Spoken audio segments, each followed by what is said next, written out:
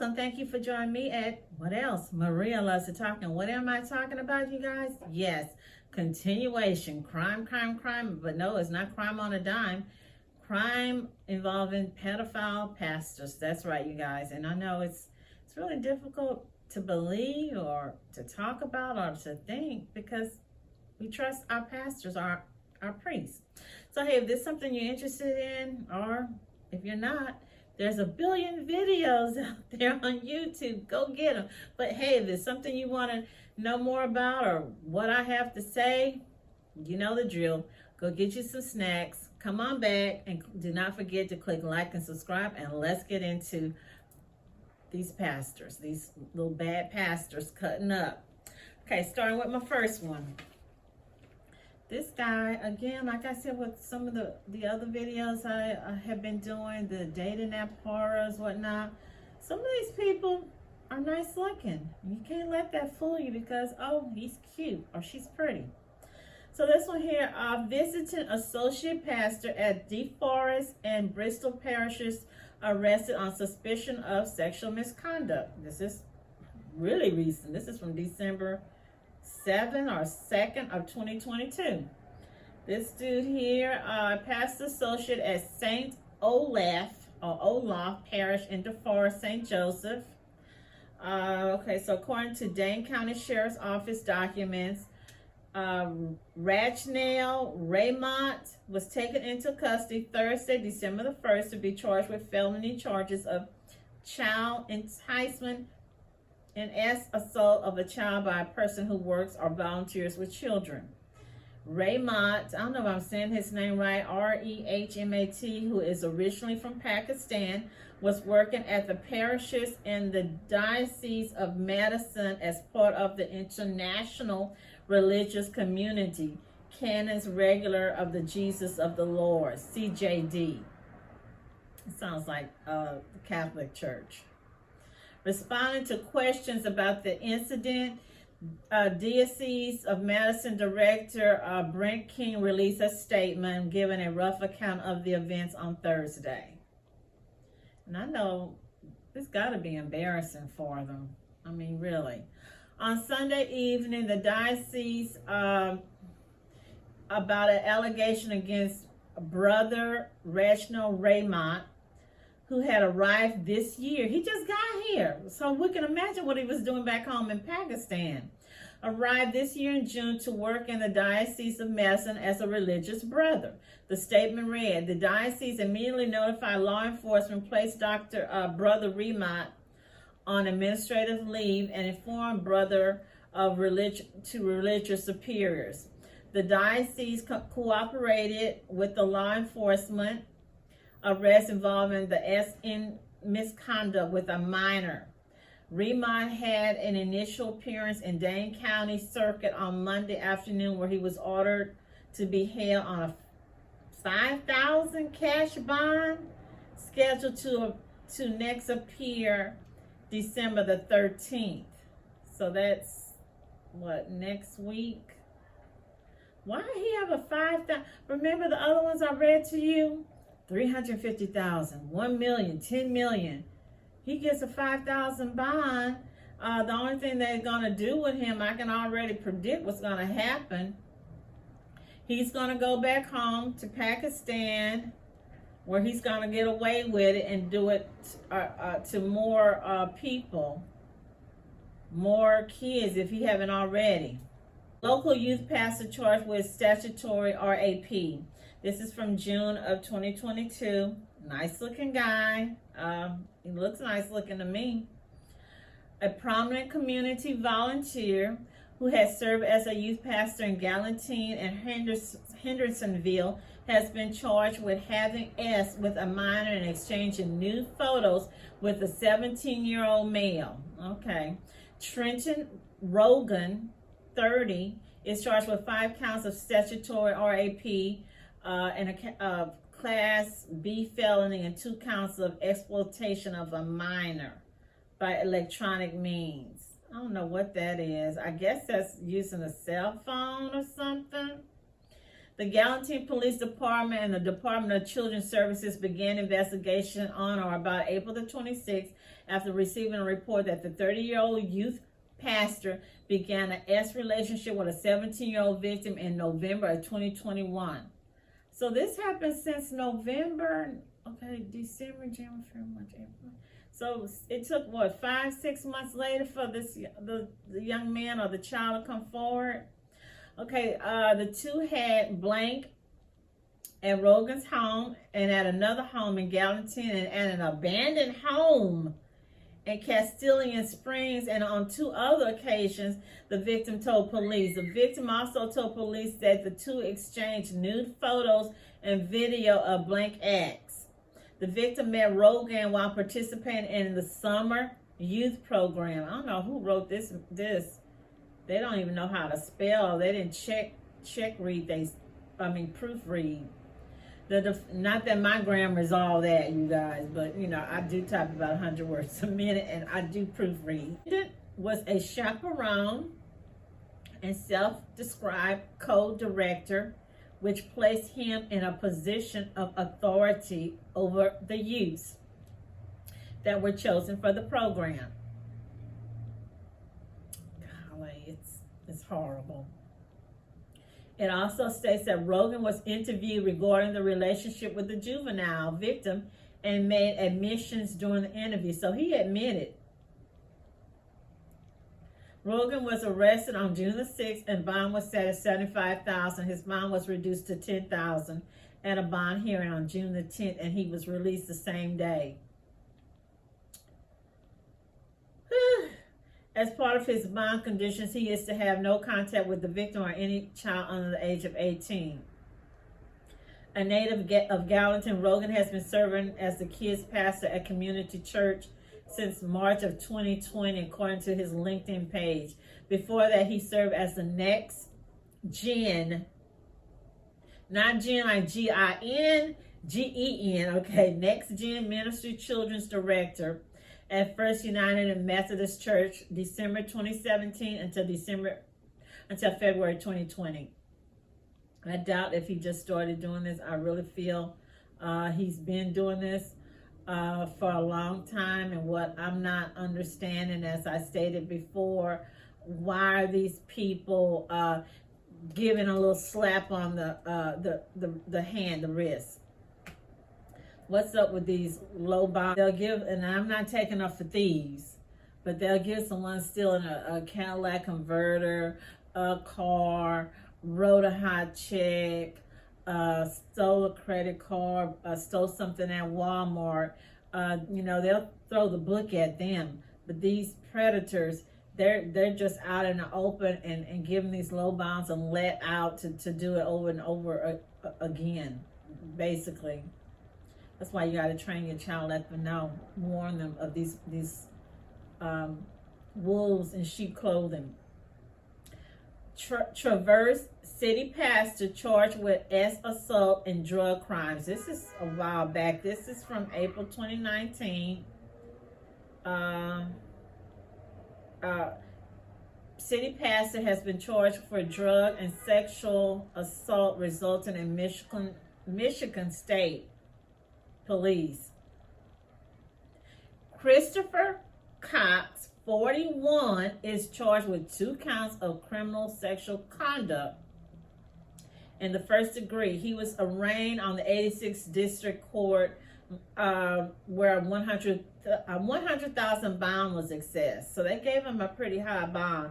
Troopers from the Michigan State Police Cadillac Post arrested Cox following an investigation into alleged assault and drug crimes, according to the press release. Okay, on March 14th, troopers spoke to a 19-year-old man who reported that Cox drugged and assaulted him at Cox's business office in Gorefield. Ooh.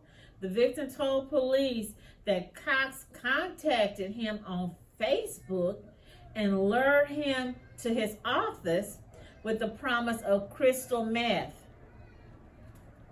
Where does a pastor get crystal meth from? Just asking. The 19-year-old said Cox provided him with the meth, but also gave him GHB. I don't know what a common date rape drug. The victim reported that he was incapacitated by the drugs when he was sexually assaulted. According to press release, the victim was transported to Monson Medical Center for an examination, where evidence was found. Okay, on March the 18th, police executed a search warrant on Cox's home and business, which is not affiliated with the church, and several mobile devices were seized. What is the pastor doing with several mobile devices? Along with the devices, investigators reportedly located the suspected crystal meth, along with the GHB and digital scales and packaging materials. What kind of pastor is that? Sounds like he's a drug dealer or something. A seize of devices by the MSP Computer Crimes Unit revealed additional evidence. Police said on March 22nd, a second victim was then revealed through investigative leads. According to the press release, a 26-year-old man reported it nearly identical allegations. I'm through with that. I'm through. The pastor has meth, GHB. He's meeting up, contacting people on Facebook. That's why with your Facebook, you need to be careful how you have your pictures and personal information. If it's tabbed to private or just friends, you have to be careful with your pictures of your kids, especially when you got your kids, I don't know, swim pool, beach, stuff like that, birthday parties. You gotta be careful. We're living in a whole different world. It's not the world that mama, big mama, old daddy pops, or their parents from 1920s and 1910s. Those days are gone. Okay, Virginia news. Report reveals new details of the arrest of a Virginia Beach pastor previously accused of soliciting a minor. I just keep asking, where's these wives? Where are these mamas at? You know, where are they? I know some of these dudes, I can look at them, tell they got a wife. Virginia Beach, text messages and a police incident report that were recently released publicly have revealed more details about the arrest of Virginia Beach pastor, showing that he was sent a message informing him he was allegedly speaking with someone underage. According to the incident report, a member of Chesterfield's Police Special Victims Unit involved ongoing sting. So they got him, this little creature from a sting they were doing. During the operation, Special Victims detectives posted an ad on a website for a 19-year-old woman located in the Richmond area. There's a part of me kind of feel like they shouldn't do this clickbait, you know, kind of like the clickbait. You know how they would set up the car and leave the keys in it or have it unlocked, and the little thugs would jump in the car and they have the little camera and they're showing how they're acting and how they're laughing and giggling. I don't know if I totally agree with this. I mean, they have been catching a lot of these dudes doing this. So, according to police, John Blanchard of Virginia Beach was 51 years old at the time, contacted detectives asking if she, believing he was speaking to this woman from the ad, was available in Richmond. The detective replied saying she was near a mall. Okay. Blanchard indicated he was looking for a QV. When I saw QV, I'm thinking QVC. You know, that used to be one of my favorite places to shop. And Home Shopping HSN, now they merged, they're the same company basically. And then I shared with you before, I did my perfumes that Zulily is connected. So if you got a credit card from QVC, you can use it to buy stuff from Zulily. Okay, enough about the shopping. So he told her he was looking for some QV. Oh, Lord, no. This is a phrase, the sex trade meaning quick visit. He's looking for a quickie. The detective asked, no kids, do not have kids in the room. The detective asked for $80 for this visit, which later changed to $70. So she was going to give him a little discount. During the conversation, the detective sent a message saying she was actually 17 years old and asking whether that was okay with Blanchard. Okay, she really fixing to get his little dumb butt. The detective also sent a message asking Blanchard if he was ready, make sure the kids are not here, that he was ready for this young, tight kitty.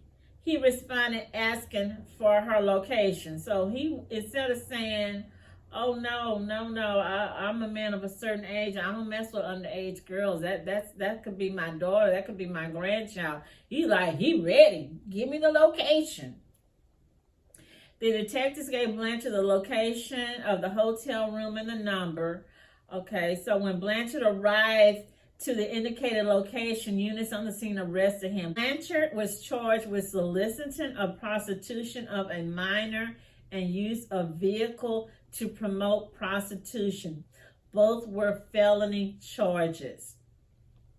Okay, during the interview with detectives, Blanchard said he was not soliciting. He was only interested in spending time with someone. Well, that's what your wife is for, dum-dum. That's what y'all wives are for, you guys. That's what your girlfriends are for. Better yet, if you want to spend time, go spend time over there at the senior citizen home, at the nursing home, at the VA hospital, helping them with those our war veterans that need help, that need somebody to read the Bible to them or to take them for a walk. Yeah, that's right. I'm going there. He also said that since he thought he was just visiting, he thought the Texas he was getting were odd. When detectives asked Blanchard about the quote for money the detective had given him, he said he was not going to pay anyone unless they were having a financial crisis. Later in the interview, he said he was only going to pay for the time, not for sex. So you can tell he's done this before, trying to get over. He's done this before. So here, he reportedly became upset when the police brought up that the person he believed he was talking to was a minor. He said he did not remember receiving a message about the person being underage. Looks like he got a lot. He got a lot of answers. Everything they asked, he has an answer for. Blanchard was one of 17 men arrested as part of the Special Victims Unit sting. The charges against him were The charges against him were withdrawn in October 2022 due to what the Chesterfield noted was a lack of evidence. The incident report indicated that before the charges were withdrawn, Blanchard and his attorney were working toward a resolution in the case that started with Blanchard attending counseling for sex offenders.